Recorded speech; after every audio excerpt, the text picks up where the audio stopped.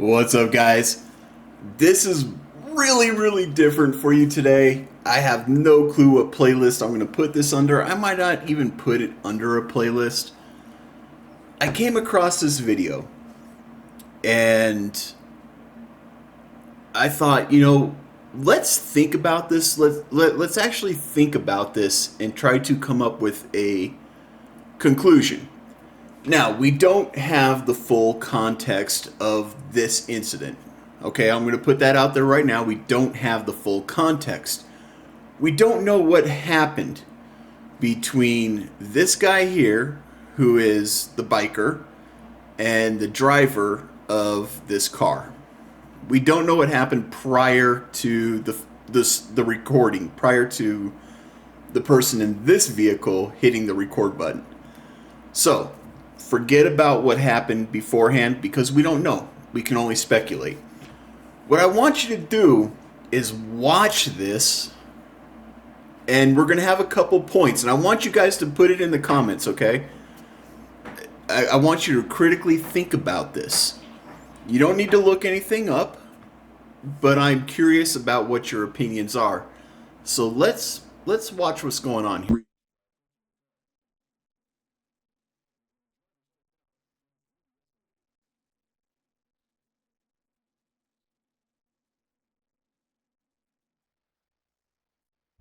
Okay, we're going to stop it right there. And there's a reason why we're going to stop it right there. Things get really interesting. So, in the comments section, I want you to put down one period, okay? And then after that period, I want you to tell me who you believe is legally in the wrong at this point in time. At this point in time, who is legally in the wrong? All right? Then you're going to follow that up with a number 2 period because things get really interesting.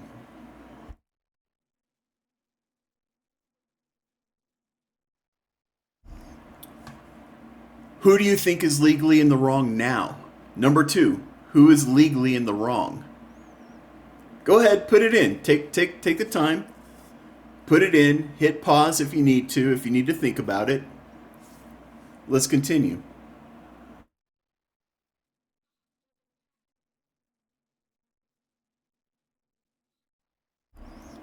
All right, number 3, who is legally in the wrong at this point in time? The driver, the guy with the bat, or the biker?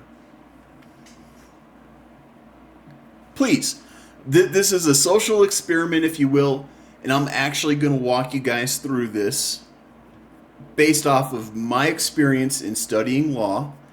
I'm not a lawyer, okay? I studied business law for a business degree. I'm really fascinated by law. I love studying law. I love looking at case law. I love doing all that good stuff. I'm not an expert, but based off of what I know, I'm going to explain this. But I'm curious to see what you guys think.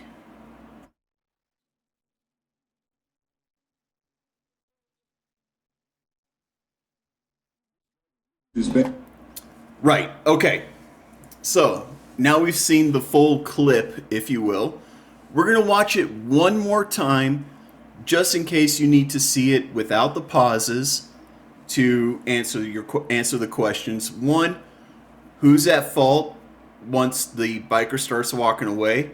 2, who's at fault when the driver comes out of the door with the bat? And 3, who's at fault when these guys are down basically on the ground? Okay?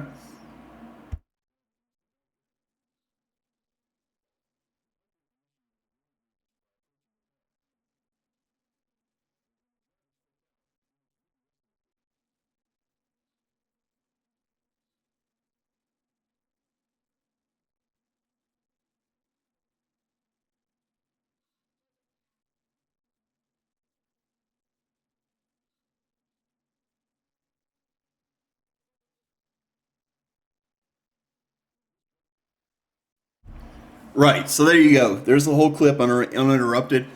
We're going to go through this. All right, we're going to go through this, and I'm going to explain to you who's at fault and why they're at fault. All right, stand by. This might surprise you.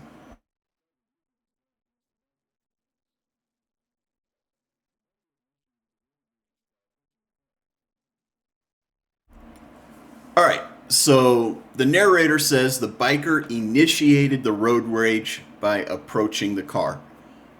This doesn't look like road rage at this point in time. Nobody's at fault. This is a conversation. There's no aggressive behavior at this point in time. From what we can see, we have no clue what these two are saying to each other. None whatsoever. Based off of body language alone and based off of what we can see, there is no combat. Okay?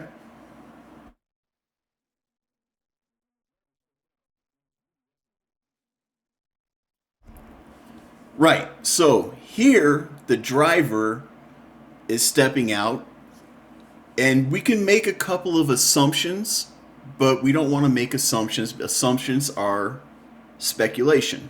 That's all it is. But if we were to make the assumption, it would sound like these two had a disagreement. And with the way this guy is pushing open the door and the way the way the biker is placing himself between the door to close the door, it seems to me that this guy made a threat.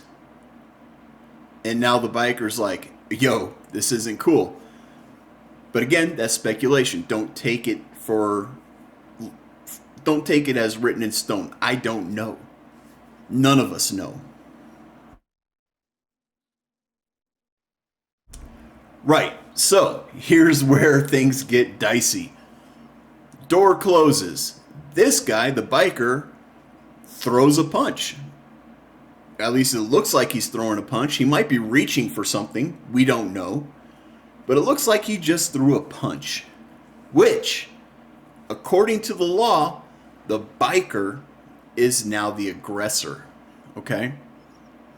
He is now at fault. He's liable for any damages that he does, be it physical, emotional, mental, it doesn't matter.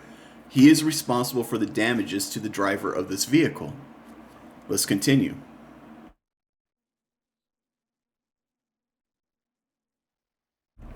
Right there. Right there. This motorcyclist is walking away. Now watch this very closely. So the biker is walking away.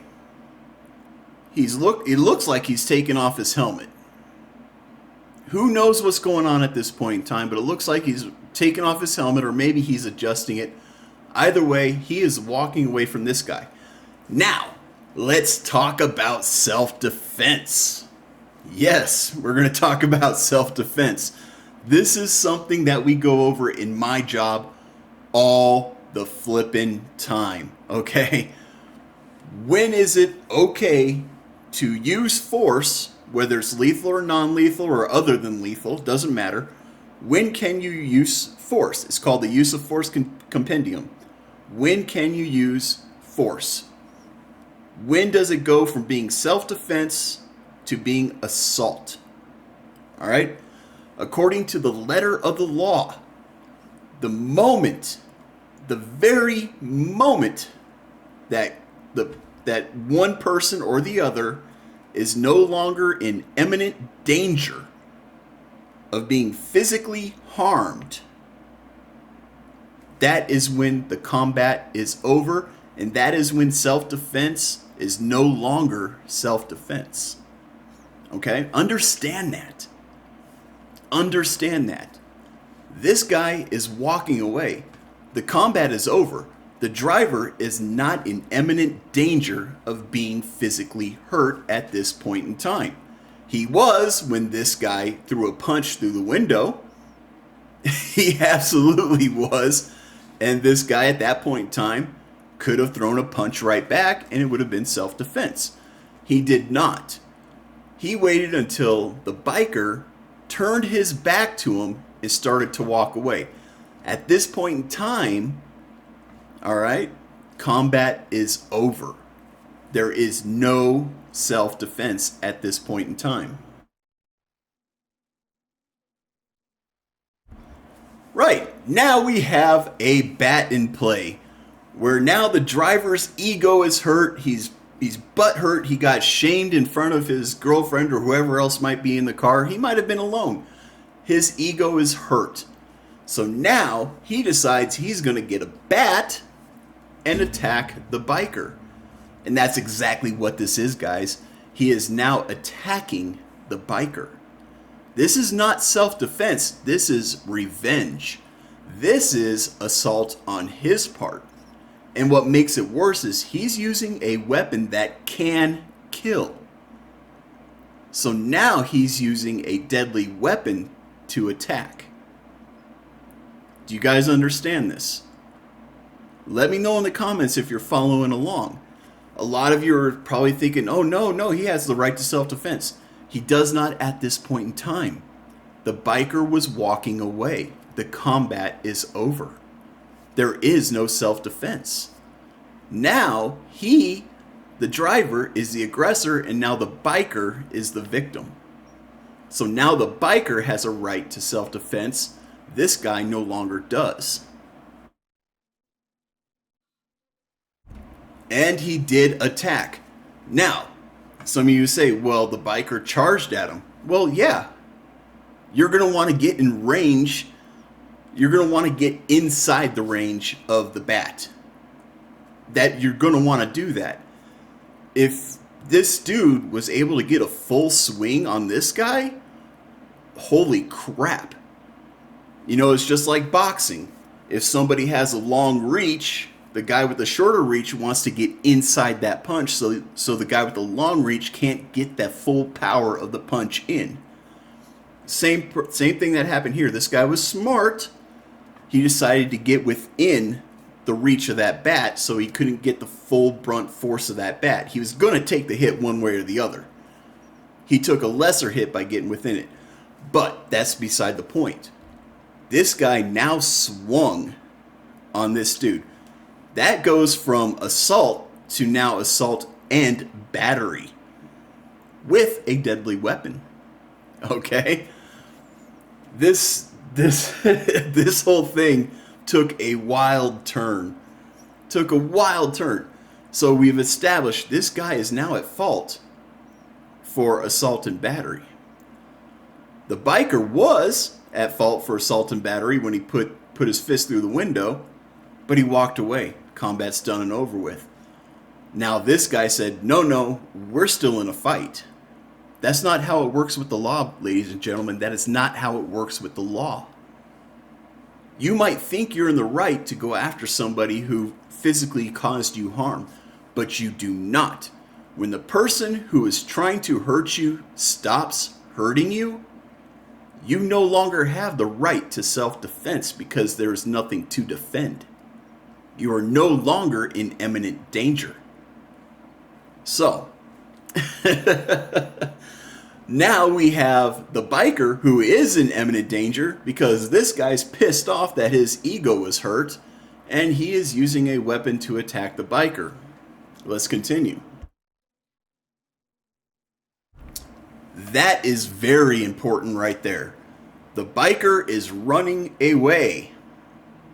He's running away.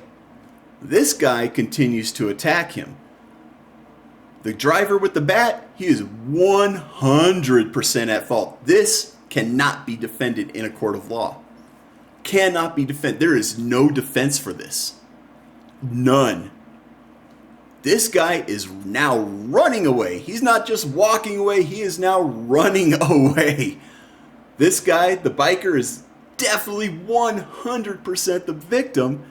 Right at this very moment, it cannot be disputed. This guy is 100% the assailant.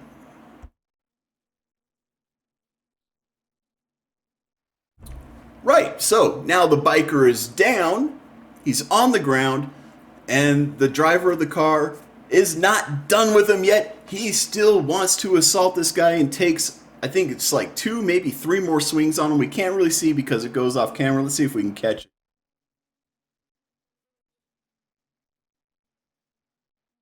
Wielded it. All right, it looked like 2 swings there. It looks like one might have missed. The second one definitely missed. Either way, he took 2 swings. So, were you correct? Were you correct? If you don't understand this, please put it in the comment section below. I'm trying to explain this as best I can. So, here's a lot of issues with what happened here. At the beginning of this video, as I explained, the biker was in the wrong. The biker committed assault and potentially battery. We don't know if he actually made contact or not. At the very least, the biker committed assault. The biker turned around, left. It's done. There's no more self-defense. All right? His window, the driver's window for self-defense, happened when this guy threw the punch. That's when he could have defended himself. He chose not to. He waited until the biker turned his back and started to walk away. That is when it no longer becomes self-defense. Understand this, guys. If you're ever in a situation like this, understand that the moment you start giving chase, you become the aggressor. You are now the person who is guilty in a court of law, or is going to be found guilty in a court of law. He was not in imminent danger when the biker turned to walk away. He is not in imminent danger when he attacked this guy with a baseball bat. He is not in imminent danger as he's chasing this unarmed biker away. It is not self-defense. Now, some of you are going to still argue, oh yes, it was self-defense. You're wrong, okay? I appreciate that you have your opinion, but you are 100% wrong. And furthermore, oh yeah, it gets better. There is this thing when it comes to assault and battery. There is a thing called the duty to retreat. Let me say that again. The duty to retreat. Meaning, if you have the means to escape the situation, it is your lawful duty to do so. You do not have to sit there and be a victim. You are fully authorized and expected to leave the situation before it gets out of hand. The driver was in his car. He could have done several things to avoid this from happening. All he had to do is this simple. Roll the fucking window up. That's it. If he would have simply rolled the window up, he would have fulfilled his duty to retreat. Because now he created a barrier between the biker and him. He failed to do that.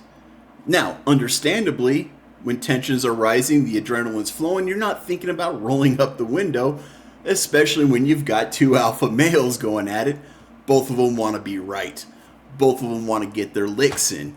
So he's not thinking about rolling up his window. However, even if his window didn't roll up, let's assume that this car's broke down as shit. His window could not roll up. He's clearly on the road, so he's clearly driving, and this was a road rage incident. So this vehicle does run, which means even if his window could not roll up, he could easily put that thing in drive and hit the gas pedal. There's no traffic. There was no traffic. At the beginning of the video, you saw one car go by. All he had to do was put it in drive and hit the accelerator, and he would have fulfilled his duty to escape, or his duty to retreat. The driver failed in his duty to retreat. The driver failed to exercise his right of self-defense while he was being assaulted and while he was in imminent danger. The driver failed to obey the law when he got out of the car with a baseball bat and assaulted the biker. The driver failed to stop the combat when the biker retreated. The biker fulfilled his duty to retreat. He left. This guy, the driver, gave chase.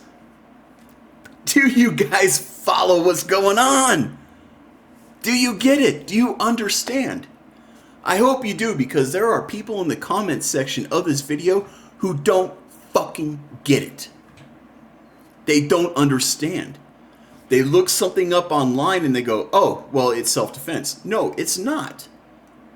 The driver of the vehicle had one sliver of time where it would have been self-defense. And honestly, a good lawyer could even argue that it would not have been self-defense had he attacked the biker through the window. because the driver could have rolled the window up. Think about that. The driver could have reasonably rolled the window up and never been assaulted. A good lawyer could have gotten the biker off. Hell, a mediocre lawyer could have gotten the biker off. Me, I'm not even a lawyer, and I know this. And by all means, guys, feel free to look it up. If anything I've said is incorrect, let me know. But prove it. Show me the law that shows that I am incorrect with what I said. Show me that the duty to retreat does not exist. Show me that once combat has stopped, the right to self-defense ceases to exist. If you can do that, hey, I'll admit I'm wrong. So, you know, I know this is kind of a long video, but let's go through some of this right quick because I did have it out with one individual here. So as I said here, car driver was right until the biker walked away and the driver attacked him. The driver's inability to think with his head instead of his emotions will land him in prison for assault and battery, at the very least attempted homicide at the worst. And that is true. He took several swings with that bat that could be deemed as attempted homicide. That's a simple case of fuck around and find out, yeah, but on whose side? You can't just attack and expect nothing in return, doesn't matter who it is. Whereas we like to think that's true, by law it's not. Alright, we've talked about that. There is a moment in time where you can do something in return. But the moment that the attacks stop, you have to stop. Alright, and we're even taught that in private security. If I have to pull my gun on somebody and I have to shoot them, if they go down and they stop moving, or they go, okay, I give up, and they drop their weapon, guess what? I don't pull the trigger again. By law, I'm not allowed to. Why? Because they stopped their actions. Now, if I shoot them, they go down, they say, okay, I give up, and then they grab a gun out of their waistband, I have every right to shoot them because they have not stopped their action. They stopped and then they resumed. Okay? Understand that. They stop their action, I stop. They resume, I resume. That's how that works in the letter of the law. If one person stops and then continues, you have to stop and then you can continue. That's how it works. Okay? Bullshit, the biker couldn't finish what he started and was taught a valuable life lesson. I do agree that he was taught a valuable life lesson. If you're going to be pissed off at somebody, then you probably shouldn't start shit with them, especially in the middle of a road. And if you can't finish the fight, you probably shouldn't start it. However, as we've already discussed, the biker then became the victim, and this guy legally became the criminal. The title is not correct, should be Driver Defends Himself from Biker's Assault. This is the one. This Lisa Baba. This is the one right here. Can't defend yourself against something that is clearly leaving or walking away. It's all on video. It wouldn't fly well in court. Exactly what I said. There is no self-defense when the person who assaulted stopped assaulting and is walking away. You cannot defend that. You never know if he's going to take a gun from the bike, so judge takes that self-defense. No, it doesn't. Absolutely will not take it as self-defense. You would have to show that the biker had the intent to grab a gun. You'd have to show that the biker had the means to grab the gun, i.e. having it on his bike or on his person. And you'd have to show that the biker had the ability to grab the gun. So you would have to show the gun, you would have to show the intent to use the gun, and you'd have to show the means to use the gun. None of that was present. Not a single bit of that was present in this video. The judge would look at it and they go, where's the gun? You can't just assume somebody has a gun and get out of your car and start beating them. Especially when you have the duty to escape or the duty to retreat. If the driver thought that the biker was going back to get a gun, the driver had the duty to retreat by taking off in his car and leaving the scene. Um, you can actually. He did hear. Don't be. I don't know what that means. Does this video give enough information to make that accurate? Are you sure? We know nothing before or after these few seconds. I wouldn't be able to side with either in a courtroom or just this. I could. If I was in court and somebody showed this clip and walked through it the way I just walked through it, I would say, okay, the biker is initially guilty of assault. We can't prove battery unless this guy has a bruise on his face, but we can charge him with assault. We can charge him with battery if this guy actually got hit and there was some way to prove it. Then we would see that this guy, the driver, is guilty of assault and battery and potential homicide. Or potential, Christ, what did I say? The attempted homicide. Because he went after him after the combat started. I could easily make that judgment. No problems. I would have no problems with making that call. About the court decision, in case you were the judge, you would have to make a decision, both guilty of attacking the other. So the judges don't make that decision. So these are people who really, they really don't have a fucking clue. This is, we're talking felony at this point in time.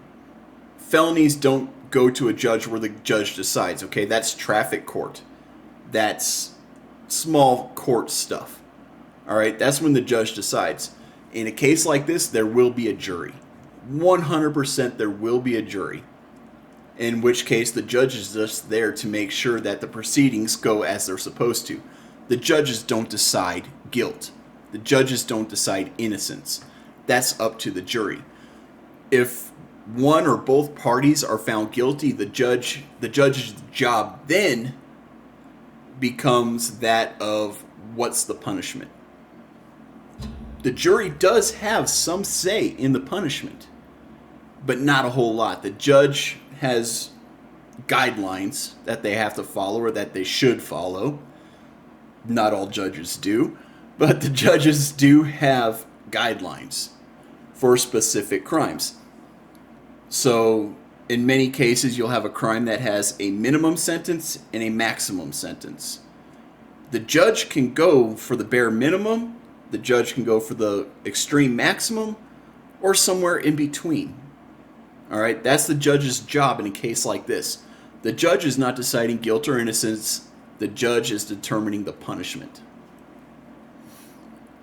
The weapon was retrieved after the fact? Absolutely. Retaliation is not legally self-defense. It has never stood up in court. And that is 100% true. Retaliation and revenge attacks have never stood up as self-defense, and there's plenty of case law to prove it.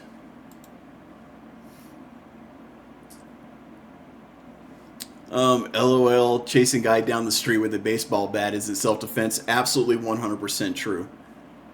No judgment has never been based on what ifs, because that can be said for anything. Absolutely. Absolutely. When it comes to the law, you have to prove it. You can't say, well, what if? You have to prove it. So basically you're saying someone has to shoot you for probing. I'm guessing someone has to shoot you for proving he would do it. Not necessarily. Again, you have to show the intent, the means, and the ability. They don't necessarily have to fire a shot. If they have the gun, they have the means. If they're brandishing the gun at somebody, pointing the gun at somebody, then they have the ability. If they're saying something like, I'm going to fucking kill you, they show the intent. They don't have to fire a shot. They don't have to fire a single shot. Just doing those three things allows you to use force on them. And if they have a gun, you can use lethal force on them. You were so wrong, dude. No, he's absolutely correct. This dude's a fucking idiot. Or Lisa's a fucking idiot. I rode for over 60 years and I've never seen a biker confront someone that didn't put their life in danger first. You have to hear both sides before you judge. Again, in this case, it wouldn't matter. So even if the biker's life was put in danger by the driver of the car, the fact that nothing happened wouldn't play anything into it. All it would show is that the biker was stupid, he got pissed off and decided to approach the vehicle, which, as we see, would make the biker in the wrong. And we saw that happen in the first couple of seconds of this video. Then the biker clearly cooled off and decided to walk back to his bike. So, yeah, you don't actually need to know what happened beforehand. All you need to know is that this incident happened in the order that it happened. The only exception I can see, and somebody might be able to prove me wrong on that, but the only exception that I see is if there is a history of violence between these two. Maybe they got into a bar fight earlier. Maybe one of them was caught sleeping with the other's wife or kid or something like that. Who knows? That's the only time I can foresee what happened in the past being used to either defend or prosecute one or either of these individuals. I just don't see how anything else would come into play. Unfortunately, he was walking away, so no self-defense. Absolutely. Absolutely, David Edwards, you're spot on. So I wrote in there, except he didn't defend himself. When the biker turned to walk away, the fight was legally over and the driver would have been in the right. But since he's a fucking idiot, he decided to restart the fight and will end up in prison for his actions, and I fully believe that he will. I'm actually going to try to track down this case. I don't know where it happened, so it's going to be very, very hard to do. But if I can track down this case and find out what the ruling was, or what the rulings were, I'll let you guys know. If I can't, it is what it is. I'm not going to put a whole lot of time and effort into it, but I am curious. So I didn't even respond to anybody. I didn't at anybody at that. That's all I said. So Lisa decided she was going to come at me. Read other comments before writing. Well, I did. This topic was discussed. Yeah, it was, and most people were, well, I shouldn't say most people were right. Some people were very off base. Legally, a fighting is not something that can be finished. Yeah, it can. As you can go next day and attack the same guy, and it's considered the same attack or fight. No, it's not. 100% it is not considered the same attack or fight. Again, there's case law that proves that. You can go out there, punch your neighbor in the face today. All right? You are legally responsible for that attack. If your neighbor tomorrow comes over and punches you in the face, that is not considered the same fight. Now it's considered two different instances. One where you're in the wrong and one where your neighbor's in the wrong. Lisa has no clue what they're talking about. Is not what you think is what law says. Read the laws before posting. Well, I have actually read the laws. I've studied the laws. Lisa has no bloody clue. Citizen's arrest. You can only... Well, I shouldn't say this. You would have to check the laws in your state. But I believe that in most states, in order to initiate a citizen's arrest, you have to witness the crime, and that crime has to be at least a felony. If you witness a misdemeanor, you cannot initiate a citizen's arrest. Okay? Again, you're going to have to check that out for your state and your city and your county, because I'm sure there's some fine variables everywhere that determines when you can initiate a citizen's arrest or not. And even then, a citizen's arrest, you cannot detain the person.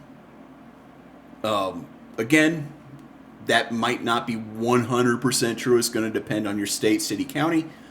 But I know here in Colorado, we cannot detain somebody for a citizen's arrest. We can tell them, hey, you need to sit here. The cops are on the way. You are right now under citizen's arrest.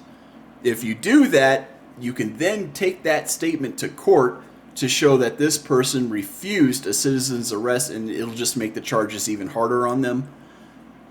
but you cannot detain somebody unless they are in the act of violence, physical violence, in which case you can detain them. But you have to do it in good faith. I'll put it that way. Oh, wow, this is getting convoluted. Okay. So I write back, maybe you should read the law before commenting. What you are suggesting is not even remotely correct. Once someone stops attacking, the fight by law is over and the right to self-defense ceases to exist. Why? Because once the aggressor stops attacking, there is nothing to defend. The driver's actions were acts of revenge once the biker turned and started walking away. Can the fight restart at another time? Yes. And it was, except in this clip, it was restarted by the driver, making the driver the aggressor. So Lisa at this point in time clearly does not like that I'm standing my ground and I am stating facts. So Lisa decided she was going to check out my YouTube channel. This is absolutely wonderful. This individual decided they were going to look at my YouTube channel because they have no defense. They have nothing articulate to say at this point in time. So they come back, continue playing PC games as you do, and lead the discussion for adults. Yes, I play PC games. You all know this. You know, I've got tons of videos of gaming. My channel is mostly gaming. That's what I do. It's what I enjoy. It's a hobby. It's a pastime. But she has absolutely nothing to say. And I'm saying Lisa is a she. I don't know. I'm making an assumption here, and I'm going to stand by that assumption. She makes an assumption that I don't know what I'm talking about. Lisa does not know that I went to college and studied business law, which covers all law. Albeit very generalized, but it does cover all laws. So Lisa has no clue. So I put in there, so in other words, you don't know the law, nor can you make an articulate defense of your position. Instead of talking out your ass about things you don't know, try studying some case law on the subject instead. Was I a little bit rude? Absolutely. But you know what? Lisa was rude first, so game on, bitch. Then she decided to reply, just to make you shut up. Ha! Good luck with that. The law says... I shouldn't do that because I make plenty of typos. The law says the next about self-defense. A person is privileged to use such force as reasonably appears necessary to defend him or herself against an apparent threat of unlawful and immediate violence from another. And that is true. If you are in imminent danger of receiving physical harm from somebody, you do have the right to self-defense. That's 100% a true statement. If the aggressor has abandoned the combat, they normally must attempt to communicate the abandonment to the other party. It absolutely was communicated when the biker turned his back to this guy and started walking away. That is a sign of, I'm done. Think about it. What do your kids do to you when they're tired of listening to your bullshit? What does your spouse do to you when they're tired of listening to your bullshit? They throw their hands up in the air, they walk away. Usually. The non-psychopaths will do that. The normal spouses will do that, right? Your coworkers will do that. You'll do it at work if you get frustrated with your work, school, or even a game. If you get tired of it and you're just done, you say, you know what, fuck it, I'm done. And you turn around and you walk away. Again, normal people do that. Psychopaths might punch their computer monitor, but you know. So the communication was there. It may not have been vocal, but it was a physical communication saying, hey, I'm done. I'm walking back to my bike. What had to be said was said. So I reply, immediate violence. I had to put it in there, immediate violence. In other words, imminent. When the biker turned his back, walked away, and started to remove his helmet, the immediate threat of violence ceased to exist. He clearly communicated that the combat was over through those actions. Again, study some case law. Revenge is not self-defense and never will be. Furthermore, the act of self-defense must never exceed what is needed to remove the threat. The threat was removing themselves. The biker, he was removing himself. So the threat was leaving. The driver decided to take it one step further by re-engaging in combat and using a weapon. When the biker saw the bat and started to run away, the combat was over by law. And that is the exact moment the driver went from being the victim to being the criminal. And he repeated the crime multiple times. There's also the duty to retreat. The driver was in a car and could have left the area at any time during that altercation, leaving the biker to be mad. He chose not to. The driver failed in all three requirements for self-defense and as such is liable. Your response is a clear example of somebody who has no bloody clue what they are talking about, but congratulations on being able to copy and paste. And as you can see, Liza has not bothered to respond in 8 hours.